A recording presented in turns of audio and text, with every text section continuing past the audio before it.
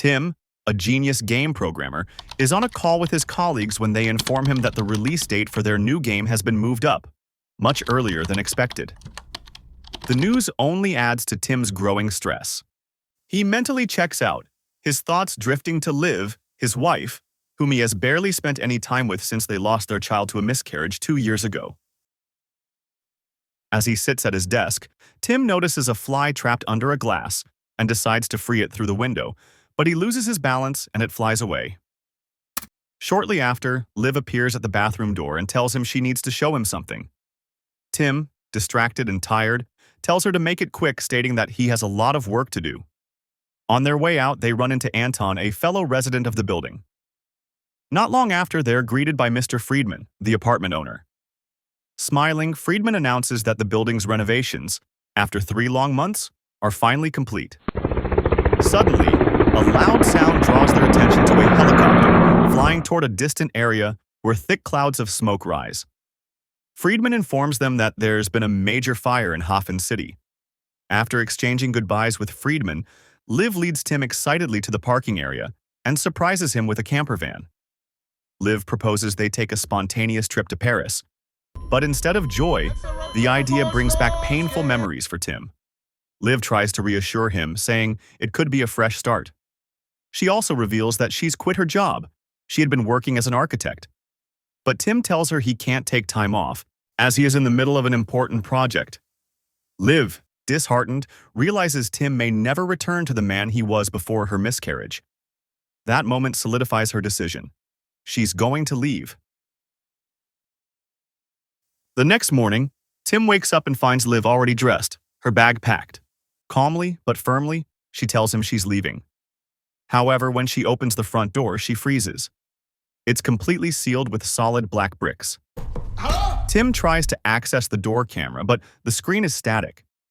He hurries to the living room and attempts to open the windows, but they're blocked with the same black bricks. Liv quickly tries calling the building owner, but their phones have no signal, and the Wi-Fi is dead.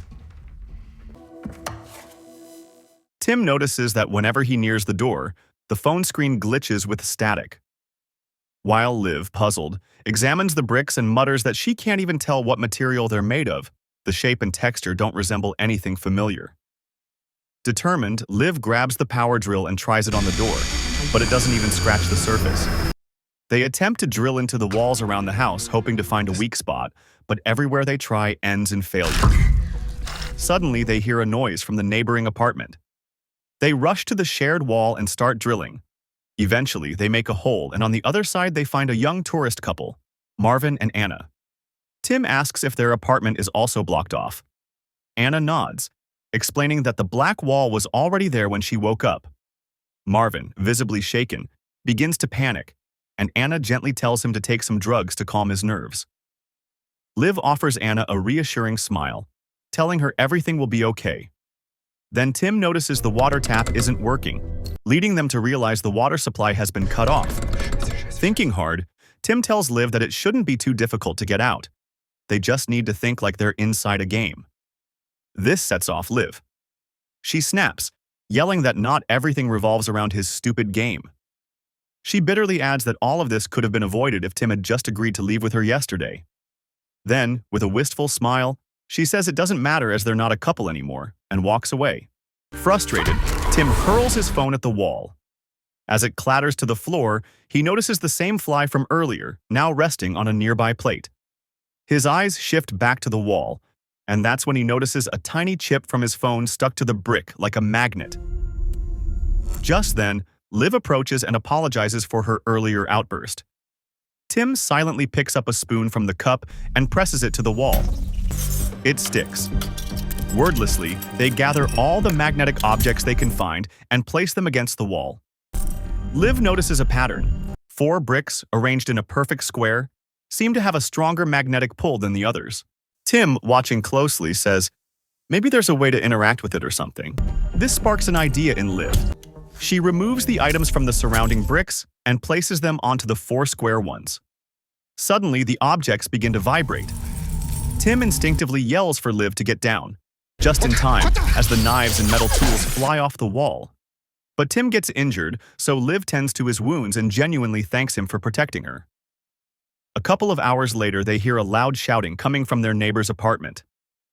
Tim widens the hole, and armed with a bat and a can of pepper spray, the two crawl into the neighbor's apartment. Inside, they find Anna, severely injured.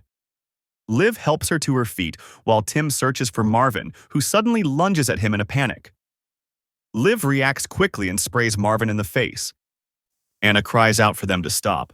She explains that the blood on her hands belongs to Marvin. She accidentally hit him while trying to break through the wall. She says Marvin didn't hurt her, and adds that they've both taken drugs. Despite this, Tim tapes Marvin's hands, just to be safe. Then Tim explores deeper into Marvin's apartment and discovers a locked, no-entry door. He breaks it open, and Liv also joins him. Inside, they search for anything that might help them escape. Liv finds a small camera. Tim, meanwhile, discovers a sledgehammer and tries using it on the walls, but the bricks remain unyielding. Marvin, now a little more sober, asks why he's tied up. Anna explains he attacked Tim earlier. Marvin apologizes. Liv wonders aloud that the only way out might be through the floors. She tells the group that the building was constructed in 1897, and that during World War II, an air raid shelter was added beneath it. She remembers seeing it when they first moved in. According to Liv, that shelter connects directly to a nearby subway station, but to reach it, they'll have to break through at least 3 floors. It's risky, but it might be their only chance. Motivated, Tim begins breaking through the floor with the sledgehammer. As he works, Anna casually mentions that she saw videos on TikTok about recent UFO sightings. Marvin scoffs and blames Friedman instead. Liv quietly says that Friedman is a nice man. Eventually, they manage to punch a hole through the floor. And with clothes fashioned into a rope, Tim climbs down, only to be confronted by Oswald, an older resident. Oswald threatens him, warning that he won't share any of his food supplies. Tim assures him he's not after food. He just needs to get to the first floor by drilling a passage downward. At that moment, Oswald's granddaughter, Leah, steps out and tells him to stop intimidating the neighbors. She urges him to give them a chance. Grudgingly, Oswald agrees but warns them to keep their hands off his granddaughter. One by one, the group climbs down. Marvin struggles with his hands tied but manages to get down. Then Leah casually mentions that they have a ladder they could use next time. Tim cuts Marvin's binding and warns him to behave. Then Liv hands him the sledgehammer. Marvin starts breaking the floor while Liv notices Leah quietly texting. She asks, and Leah admits she had a fight with her girlfriend. Liv gently reassures her, saying she'll see her again once they get out. Then Tim notices a smoke alarm sitting on the table and becomes suspicious. He cracks it open and finds a hidden camera inside. He asks Oswald if he put the camera there, but Oswald says the smoke alarm installations were carried out by Friedman. Tim checks another one. Same thing. Another camera. Marvin comes to the conclusion that they're trapped in some messed up version of Squid Game. Liv cuts in and points out that Friedman's apartment is right behind that wall. They can just ask him about it. Without wasting time, they knock down the wall to Friedman's unit. Tim calls out his name, but there's no response. Leah tells the group that she and her grandfather will stay behind. The rest of them head inside. Marvin picks up a knife, just in case. They cautiously explore the apartment and eventually enter a room, only to find Friedman dead, his hands severed. Liv gasps and stumbles backward, overwhelmed. She rushes out, on the verge of a panic attack. Meanwhile, Tim picks up Friedman's phone and finds multiple photos of the strange black brick walls. They return and inform Leah and Oswald about what they discovered. Marvin, visibly shaken, starts hammering at the floor with more force than before. Liv picks up a newspaper, reads a section, then points it out to Tim. She asks if the bricks could be connected to the Hafen City fire, but Tim dismisses the idea. It's too far away, he says. Suddenly, the floor beneath them gives way. Tim, Marvin, and Anna plummet down to the next level. Liv quickly climbs down to check on Tim. He's bruised but okay. Marvin and Anna have only minor injuries. Leah turns to her grandfather and insists they follow the others. But Oswald, exhausted, says he can't go any further. He urges her to go without him. Leah, however, refuses. She won't leave unless he comes too. Eventually, Oswald relents and follows her down. With a soft, tired smile, he mutters that Leah's mother wouldn't have listened to him either. Suddenly, a door opens, and a man steps out. He introduces himself as Yuri, a friend of the apartment's resident, Anton. Yuri eyes the group curiously and asks why they drilled through the ceiling. Tim explains that they're trying to reach the basement to escape. With a serious tone, Yuri tells them that leaving isn't possible. The outside is contaminated. He claims the black brick walls were put in place as a protective measure. Then Liv asks where Anton is. Yuri leads them to Anton's room. They find him lying motionless on the bed. Yuri explains that Anton collapsed in front of the wall, likely from heart failure. The group offers their condolences but inform Yuri they're still going to try and get out. Leah lingers behind, examining Anton's desk. She notices strange codes and sketches sprawled across the papers. After taking a mental note, she leaves to catch up with the others. The group breaks through the final section of the floor and climbs down into the basement. As they make their way deeper into the cold, concrete space, they finally locate the building's emergency exit, but it too is completely sealed with the same black bricks. Frustrated beyond reason, Marvin swings the sledgehammer at the wall in a fury. Oswald quickly intervenes, pulling out a gun and warning Marvin to stop. Marvin pretends to calm down, only to suddenly grab the gun from the older man and fire a shot at the bricks. A moment later, the metal objects embedded in the bricks are drawn outward violently, flying straight toward the group. One strikes Oswald. Tragically, he doesn't survive. Back at Anton's apartment, Yuri apologizes for Leah's loss. In the silence that follows, Anna suddenly speaks up. What if we're all trapped here because we have something in common? Everyone looks at her. She tells them she had a near-death accident when she was 15, hit by a car while riding her bicycle. Leah joins in, saying she lost her mom to cancer 2 years ago. Yuri follows, confessing that he's a cop and that he killed someone on the job, something he still hasn't forgiven himself for. Then, indirectly, Leah points out that Marvin also killed someone. Marvin apologizes profusely, saying he didn't know the bullets would come back. Yuri then encourages Tim and Liv to share something. Liv quietly reveals that they lost their child. This infuriates Tim. He snaps, saying that their business is no one's business, but Liv accuses him of never coming to terms with their child's death. She tells him that she needed him back then, but he acted like everything was normal, going right back to work. Ever since, she says, she waited for something from him, some kind of emotional connection, but it never came. After a moment of silence, Tim composes himself and tells the group they need to search Friedman's apartment for renovation plans or video surveillance. Leah then mentions that she saw some detailed notes in Anton's apartment that could help them get out, and so the group splits up. Leah points out that Anton had sketched brick patterns. Liv adds that they recently discovered a 4-square brick formation that has a strong magnetic field. Then, Leah spots a business card. Anton apparently worked at Epsilon Nanodefense as a senior programmer. Meanwhile, Tim notices that Friedman's apartment looks smaller than it should be. He realizes there's an entire false wall hiding a secret room. At the same moment, Marvin finds a remote device that appears to be the key to open the wall. Since they don't have Friedman's fingerprints, Tim says the possible combinations would be in the millions, unless they find a way to narrow it down. He then asks Marvin to bring flour, and using it, they reduce the number of possible combinations to just 24. Excitedly, Anna runs off to inform the others. Back with Liv and Leah, they find a broken laptop and a phone and several crumpled pieces of paper covered in code. They turn and ask Yuri about it, who simply tells them he lost his mind in the end. Just then, Anna arrives and informs them about Tim's discovery. Leah stays behind while Liv and Yuri follow her. Upstairs, Tim finally cracks the combination and they enter the hidden room, only to discover that Friedman had set up illegal surveillance cameras to spy on the residents. Tim checks the footage from the day the bricks covered the walls. It happened almost instantly. Meanwhile, Leah approaches Anton and notices strangulation marks on his neck. Just then, Yuri appears.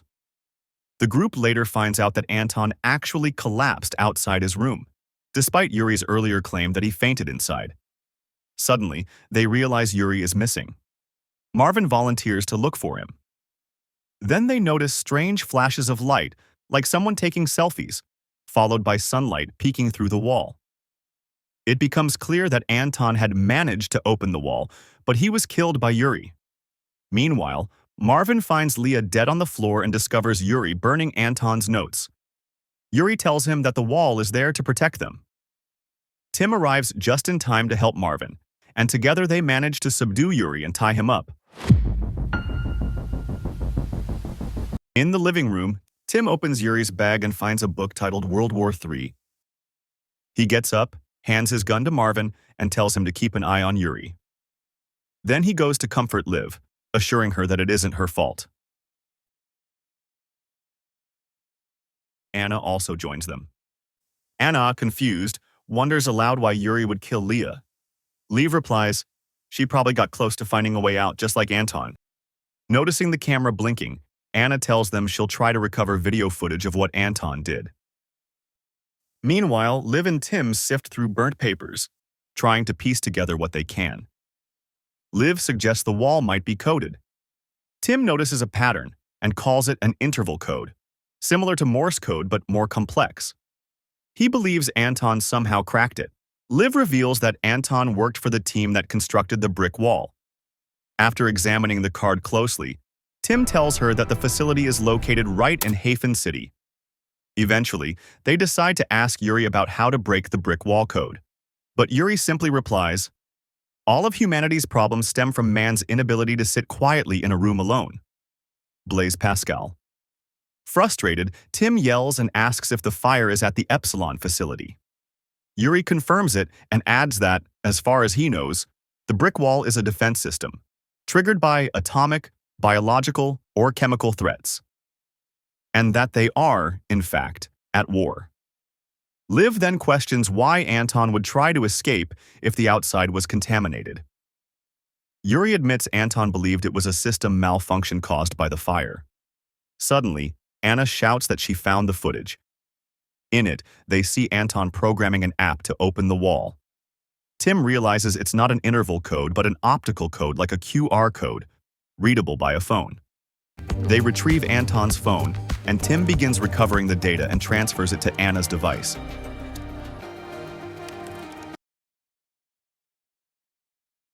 The three of them head to the wall while Marvin keeps an eye on Yuri. Tim begins scanning the bricks and tapping 4 squares. The brick wall liquefies. Curious, Anna puts her hand inside and says it feels warm. Something is moving. But then the wall begins to close in, and Anna is pulled in. They try to pull her back, but only half her body emerges.